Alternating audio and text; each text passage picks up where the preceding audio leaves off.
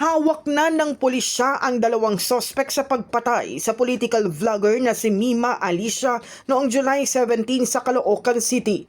Naaresto kaninang umaga sa Mabalacat, Pampanga ang gunman na si alias MS at driver na si alias JA. Ito ay matapos ang intensive investigation at follow-up operations ng Special Investigation Task Group Mima ng Northern Police District. Nakuha sa mga sospek ang dalawang hand grenade, isang caliber 45 pistol at isang 9mm pistol. Nahaharap ang mga ito sa kasong murder at paglabag sa Republic Act 10591 o Comprehensive Firearms and Ammunition Regulation Act, gayon din sa RA 9516. The two were arrested in Mabalacat, Pampanga, and of course this was after the intensive investigation and follow-up operations conducted by the Northern Police District Special Investigation Task Group, MIMA.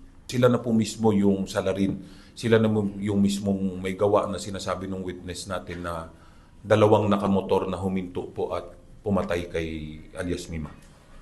Ayon kay Ko, hindi pa maaaring ibunyag ang iba pang impormasyong nakalap ng pulisya upang hindi makompromiso ang nagpapatuloy na investigasyon sa manhunt operations. Anya bagamat ang dalawang sospek ang nakikitang direktang bumaril at pumatay sa biktima, may posibilidad na mayroon pang ibang sangkot sa pagpaplano at pagsasagawa ng krimen. Based on that information, there were some other people involved. What we are sure of is these are the two exact individuals who did the actual deed, yung pong pumatay. Pero there are others, we do not know the exact number right now, who were involved in the planning, who were involved in carrying out this killing of the vlogger. Maalalang napatay si Alicia habang nasugatan naman ang kanyang live-in partner nang pagbabarilin sila ng mga sospek na sakay ng motor. Sa ngayon, kabilang sa mga tinitingnang anggulo ng pulisya ang personal at may kaugnayan sa trabaho bilang posibleng motibo sa krimen.